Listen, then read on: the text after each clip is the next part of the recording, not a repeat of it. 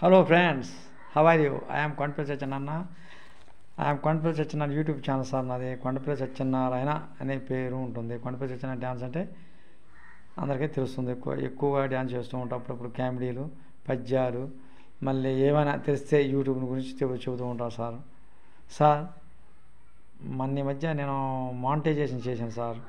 అక్కడక్కడ కొన్ని copy rights ఉన్నాయి. ఆ కాపీ రైట్స్ తీసేసాడు, యూజ్ పెట్టాలే, కానీ ఇంకా ఇంతవరకు నాకు మానిటైజేషన్ అయినట్టుగా రాదు. పిన్ రావాలి సార్. 2 నెలలు దాటింది. మరలా మానిటైజేషన్ చేసిన తర్వాత సార్ నేను కాపీ రైట్స్ వెయిట్ లిస్ట్ తీసాను సార్. వాటిని ముందే తీసుకోవాలి సార్. అది నేను చేసిన తప్పు సార్. మీరు అలాంటి తప్పు చేయొద్దు. మీరు ఎప్పుడైనా సరే మానిటైజేషన్ చేసేటప్పుడు మీ దాంట్లో ఏమైనా కాపీ రైట్స్ కానీ అలానే వెయిట్ లిస్ట్ ఉంటే డిలీట్ చేయండి. కాపీ రైట్స్ వెయిట్ లిస్టు రాకుండా చూసుకుంటే చాలు సార్. అవి లేకుండా ఉంటే మీ జీవితం ధన్యమే. మీ యూట్యూబ్ నెంబర్ 1 అని మనకి తిరుగులేదు సార్. అది నేను చెప్పేది. కాపీ రైట్స్ పడతా ఉంటాయి సార్, అవి తీసేయండి. కాపీ రైట్స్ వస్తే బయట నుంచి మనం ఏదైనా చక్కగా ఏదైనా దేవుడు ఊరేగించేటప్పుడు కానీ లేకపోతే మేళతాళాలు వాయించేటప్పుడు కానీ బయట వీడియోలు తీసుకోవచ్చు. కానీ కాపీ రైట్స్ పెడితే మాత్రం కంపల్సరీగా తీసేయాలి. ఎందుకంటే అవి వ్యూస్ వచ్చినా లక్షల కోట్లు వచ్చినా సరే వాడు వేయడం అడ్వర్టైజ్మెంట్ వచ్చినా మనకు ₹1 రాదు సార్. అది కంపెనీ ఊరికే పోతుంది. అది గుర్తుంచుకోండి సార్. కానీ కాపీ రైట్స్ తీసేయాలి. అలానే వెయిట్ లిస్ట్ అని వస్తుంది సార్. షార్ట్స్ కార్డ్ కొడితే మన షార్ట్స్ ఏమైనా చేసి ఉంటే షార్ట్స్ కార్డ్ కొడితే పక్కన వెయిట్ లిస్ట్ అని థ్యాంక్ యూ అక్కడ రాసి ఉంటుంది వెయిట్ లిస్ట్ అని. ఆ వెయిట్ లిస్ట్ కూడా తీసేయాలి సార్. వెయిట్ లిస్ట్ తీసేయకపోతే ఏమవుతుందంటే సార్ స్ట్రైక్ రేట్ పడుతుంది. ఒకసారి సార్ యూజ్ దిస్ సౌండ్ చేసినా కానీ యూజ్ దిస్ సౌండ్లో చాలా చేస్తాం మనం. యూజ్ దిస్ సౌండ్ అంటే దాంట్లో వచ్చాయి, యూట్యూబ్లో నుంచి వచ్చాయి. అది ఆ సరౌండింగ్ సిస్టమ్ మనం చేసే దగ్గర నుంచి ఏమన్నా కొన్ని ఆ సౌండ్కి అందుకున్నాయి అనుకోండి, వాటిని ఏం చేస్తారంటే వెయిట్ లిస్ట్లో పెడతారు. వెయిట్ లిస్ట్ అంటే స్ట్రైక్ రేటు. వాడు ఇచ్చిన సౌండ్స్ మాత్రమే ఉపయోగించాలి. మరి ఆడిచ్చిన యూజ్ దిస్ సౌండ్లో కాకుండా విధిగాలు అంటే ఉండయి. అవి కొన్ని యాప్స్లోకి వెళ్ళి మనం చూసుకోవాలి. ఆ యాప్స్ ప్రకారం మాత్రమే మనం ఆ మ్యూజిక్లు వాడాలి. అంతేగాని మన ఇష్టం వచ్చినట్టు బయట మ్యూజిక్లు మన పెద్ద పెద్ద పాటలు చేస్తే కాపీ రైట్స్ పడతాయి సార్. ఏ పడితే వాడొద్దు మీరు. కాపీ రైట్స్ పడకుండా చూడండి. అలానే వెయిట్ లిస్ట్ రాకుండా చూడండి. యూట్యూబ్ ఛానల్ పెట్టుకునే వాళ్ళు ముందుగా తెలిసిన వాళ్ళ ద్వారా మంచి వాళ్ళ ద్వారా పెట్టుకుంటారు. అంటే మిగతా వాడు చెడ్డవాళ్ళని కాదు, బాగా తెలిసిన వాళ్ళ ద్వారా యూట్యూబ్ గురించి తెలిసిన వాళ్ళ ద్వారా మాత్రమే పెట్టుకోండి. నాకు యూట్యూబ్ ఛానల్ సిహెచ్ రవిబాబు పెట్టాడు సార్. నేను కూడా నేర్చుకుంటాను నిదానంగా. అలానే ఇంకా యూట్యూబ్ గురించి కూడా ఇంకోటి సార్ ఫ్రెండ్స్, యూట్యూబ్ ఛానల్లో ట్రాలింగ్ వీడియోస్ అని ఉంటాయి. ట్రాలింగ్ వీడియోస్ అంటే ఏంటి సార్? ఇప్పుడు 10 నిమిషాలు, పావు గంట, అరగంట, గంటల తరబడి ట్రాలింగ్ వీడియోస్ చేస్తూ ఉంటారు. అబ్బో మాకు అంత డబ్బు సంపాదించడం, మేము 50,000 వచ్చినాయి, 1,00,000 వచ్చినాయి, 30,000 వచ్చినాయి అలాగే అంటారు. ట్రోలింగ్ వీడియోస్ మీరు చెయ్యొద్దు. ట్రోలింగ్ వీడియోస్ అంటే ఏంటి సార్? ఒక వస్తువుని గురించి చెడ్డగా చెప్పటం, ఒక వ్యక్తిని గురించి చెడ్డగా మాట్లాడటం, అలానే దేనైనా కించపరచడం, మతాలనే కానీ వ్యక్తులనే కానీ నాది గొప్పది అది గొప్పది కాదు అని చెప్పకూడదు సార్. అంతా సమానమే, అంతా ఒకటే సార్. అట్లుండాలి. అది ట్రోలింగ్ వీడియోస్ అంటే. రాజకీయాన్ని గురించి కూడా పెట్టద్దు మీరు. ఆయన గొప్ప ఈయన గొప్ప, అంతా సమానమే సార్. మంచివాళ్ళు చెడ్డవాళ్ళు మంచిగా మారడం అనేది సహజం. ఇది ఒక్కోసారి కొన్ని పరిస్థితుల ప్రభావం వల్ల అలా జరుగుతుంది. మంచివాళ్ళు ఏమో గొప్పవాళ్ళు కాదు, చెడ్డవాళ్ళు కాదు, అంతా మంచివాళ్ళే. అంతా మంచి అనుకుంటే మంచిగా ఉంటుంది సార్. అందుకని మీరు ఎదుటివాళ్ళు మంచి చెడ్డతో నిమిత్తం లేదు. మీకు చేతనైతే సహాయం చేయండి, లేకపోతే మీ పని మీరు చేసుకుంటూ వెళ్ళండి. ఎదుటివారితోటి మీరు పోటీ పడద్దు. ఇంకో మాట, ఎదుటివారితోటి మీరు పోటీ వద్దు. నేను సాధించాలి, వాళ్ళందరూ కూడా ఎందుకు చేస్తున్నారు, నేను ఎందుకు సాధించలేనని మీరు అనుకోండి. మీకు మీరే పోటీ పడండి. అది అలాంటప్పుడు మన మనసు ఎలా ఉంటుంది సార్? ప్రశాంతంగా ఉంటుంది సార్. ఒక మాట, ఒకదానికి 5 వ్యూస్ రావచ్చు, ఒకదానికి 10 వ్యూస్ రావచ్చు, ఒకదానికి 1,00,000 రావచ్చు. తక్కువ వచ్చిందని మనం వీడియోని తక్కువ వచ్చినాయి ఏంటబ్బా అని బాధపడకూడదు. ఒకే రకంగా ఉండాలి మనసు. అలానే ఎక్కువ వచ్చినాయని ఉప్పొంగిపోకూడదు, మామూలుగానే ఉండు. అది సార్ నేను చెప్పేది.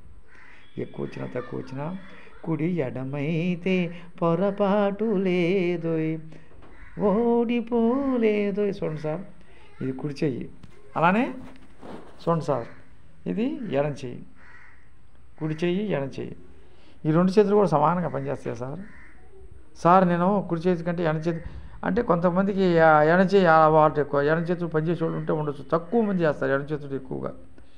అందుకని కుడి చేయి మనం బలంగా ఎక్కువగా ఉపయోగించడానికి ఉపయోగపడుతుంది.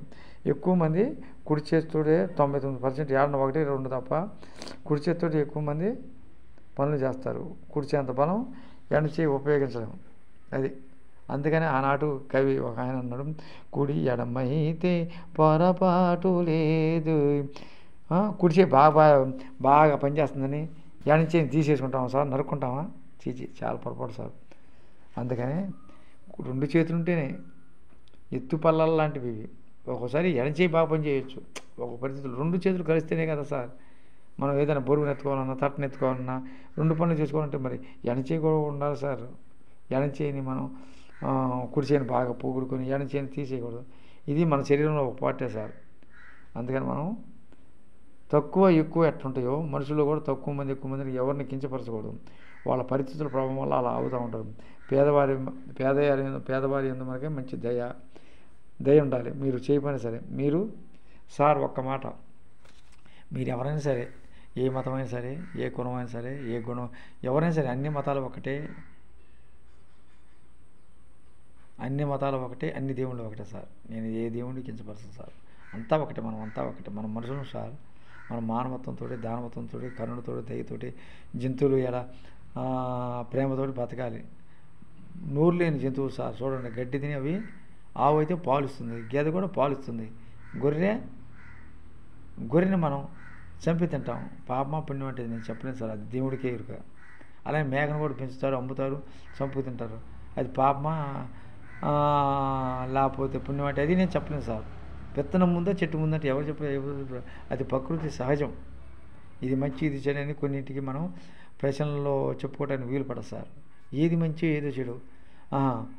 ఇప్పుడు అచ్చం శాకాహారం తీసుకునే వాళ్ళు ఉంటారు, శాకాహారం మాంసాహారం 2 కలిపి తినేవాళ్ళు ఉంటారు.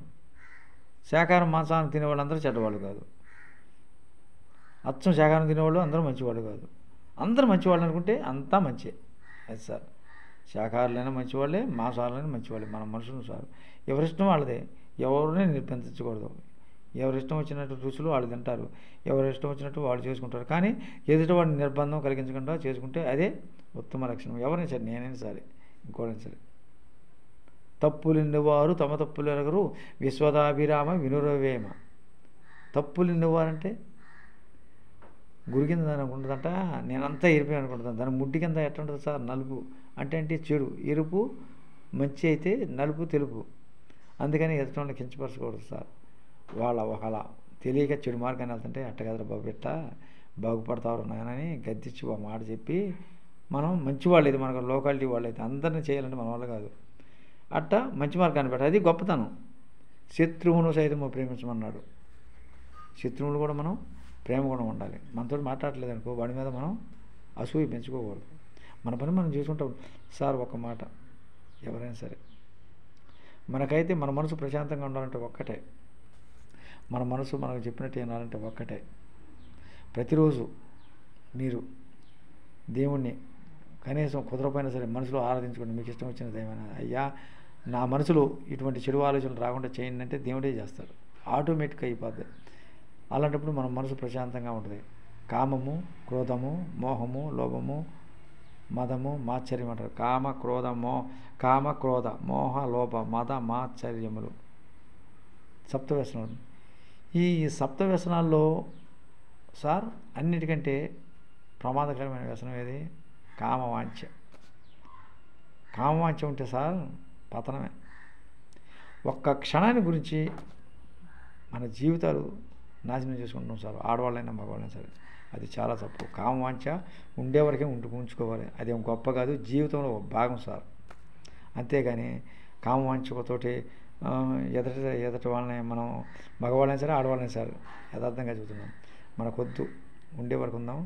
ఎదటి స్త్రీలని అమ్మలాగా, అలాగే మన భార్యను తప్ప, ఆ క్షణం తప్ప మన భార్య కూడా తల్లితో సమానం సార్.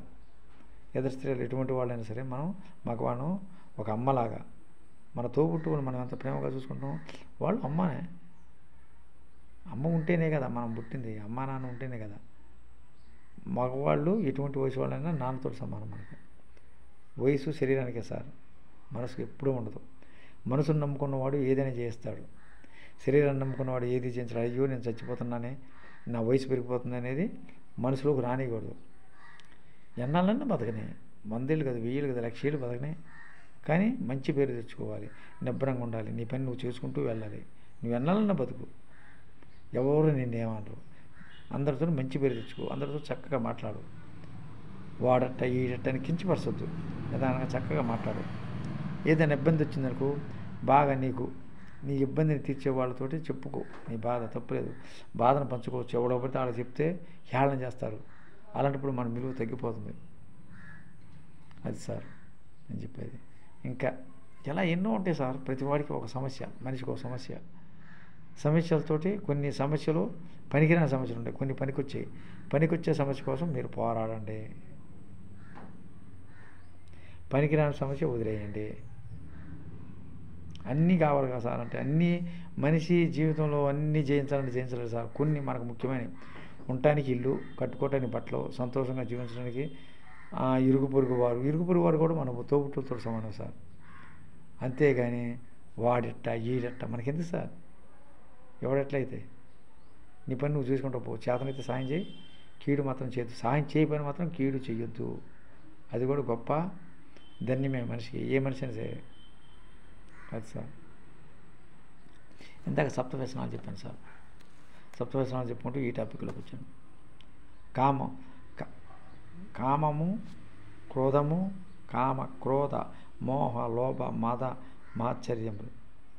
కామము, క్రోధము, మోహము, లోభము, మదము, మాత్సర్యము కాదు. కామ, క్రోధ, మోహ, లోభ, మద, మాత్సర్యములు. గుర్తు రావట్లేదు సార్ ఇంకో వ్యసనం నాకు. సప్తవ్యసనాలు అంటే 7 వ్యసనాలు సార్.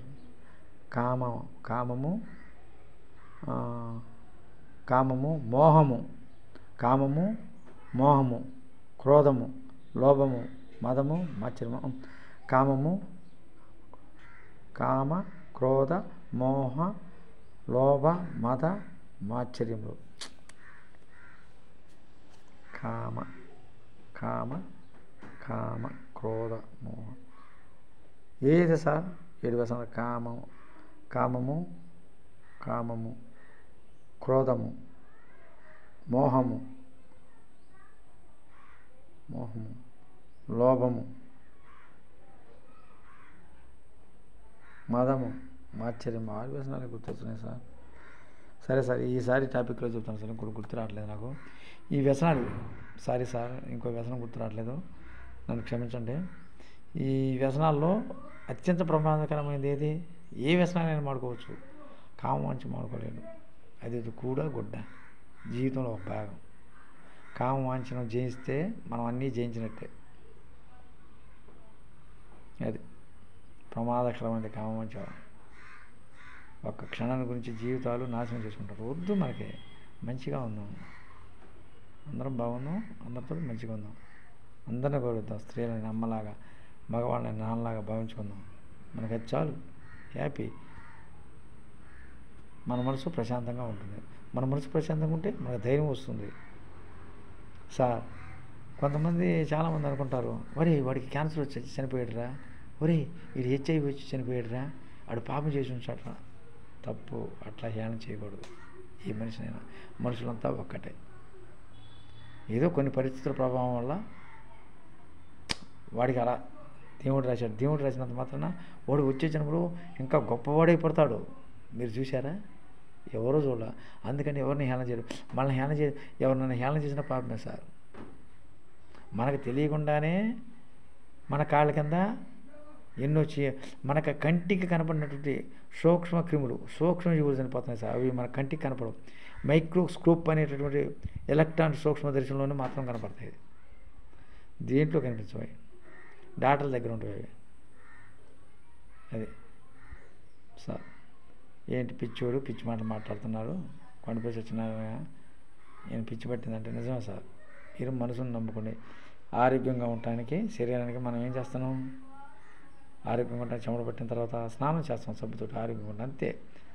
మన మనసు అయితే ఎప్పుడైతే మనం బలంగా, ఆత్మబలం, మనోధైర్యం ఎక్కువగా ఉంటుంది, ఎంత వయసు అయినా సరే మనం బతికినంతకాలం యవ్వనులమే, తిరుగులేదు మనకి. ఈ కొన్ని జీన్స్ లోపం వల్ల మనకి తెల్ల వెంట్రుకలు వస్తాయి సార్. అంతే తప్ప ఈ కావాలని ఏమి రావు. అంతే సైన్స్ అంతా. ఏంటి దేవుడు లేడా అనొచ్చు, దేవుడు ఉన్నాడు. అసలు దేవుడు లేకపోతే మరి ఇవన్నీ లేవు, ఏమి లేవు. ఈ ప్రకృతి లేదు, సూర్యుడు లేదు, చంద్రుడు లేదు. ఏదైనా దేవుడైనా వాడు ఉన్నాడు. ఏ దేవుడైనా ఒకటే. యేసుప్రభు అవ్వచ్చు, రాముడే అవ్వచ్చు, లేకపోతే శివుడే అవ్వచ్చు, పార్వతి, దేవాది దేవుళ్ళు ఉంటేనే మనం ఉన్నాం. నా దేవుడు గొప్ప, నా దేవుడు గొప్ప అని ఎవరో బాధపడద్దు. అందా దేవుడు ఎవరికి ఇష్టం వచ్చిన దేవుడు వాళ్ళు మనం కొలుచుకోవచ్చు, తప్పులేదు. ఎవరికి ఇష్టం వచ్చిన దాన్ని వాళ్ళని ఇది చేసుకోవచ్చు. కానీ ఎదురు నిర్బంధంగా నా దేవుడే గొప్ప అని దేవుడు వాళ్ళని ఇచ్చేయకూడదు, మనం కించపరచకూడదు. ఎవరికి ఇష్టం వచ్చిన మతాన్ని వాళ్ళు అవలంబించుకోవచ్చు, చేసుకోవచ్చు. మత స్వాతంత్ర హక్కు, స్వేచ్ఛ హక్కు, సమానత హక్కు, ఇలా మన రాజ్యాంగం కొన్ని షరతులు విధించింది. వాటిని మించి మనం పోకూడదు, ప్రజలను ఇబ్బంది కలిగించకూడదు, ఉండే వరకే ఉండాలి ఏదైనా. అది సార్ ట్రోలింగ్ వీడియోస్ అని ఇందాక చెప్పాను సార్. ట్రోలింగ్ వీడియోస్ అంటే ఇలాంటి వాటి గురించి, వ్యక్తిని గురించి కానీ, ఒక సంవత్సరం గురించి కానీ, ఒక మతాన్ని గురించి కానీ, లేకపోతే ఏదైనా అది బాగోలేదు ఏదైనా అది అలా ట్రోలింగ్ వీడియోస్ మనం చేయకూడదు. చేసినా మనకి లక్షలు ఫాలోవర్స్ పెరిగినా ఎప్పుడైనా అవి డిలీట్ చేస్తాడు, మొత్తం వెళ్ళిపోతావు. 4-5 సంవత్సరాలు ఉంటా, నువ్వు లక్షలు సంపాదించినా నీ పేరు పోతుంది. ఎప్పుడు మనం పర్మనెంట్గా ఉండాలంటే ఏం చేయాలి? ట్రోలింగ్ వీడియోస్ చేయకూడదు.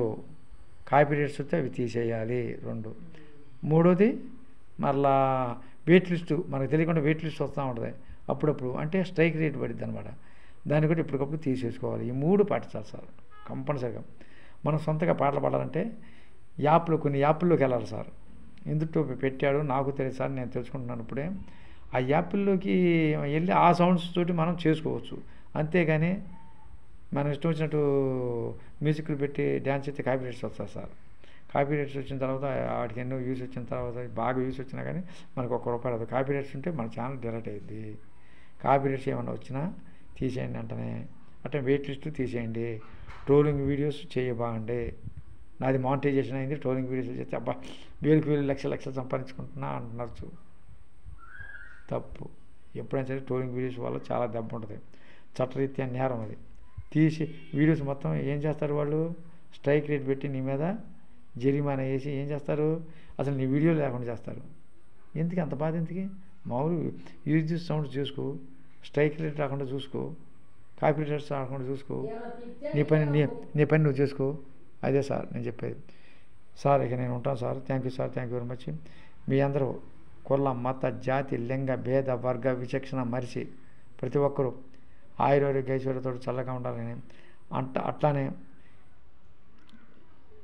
ఈ భూమి మీద ఉన్నటువంటి జీవరాశులు అవి చెడువో మంచివో నాకు తెలియదు సార్. అన్ని జీవరాశులు కూడా ప్రతిదీ కూడా మంచిగా ఉండాలని నేను కోరుకుంటున్నాను సార్. సార్ నేను ఉంటాను. Thank you sir, thank you very much. Good afternoon sir. Thank you sir.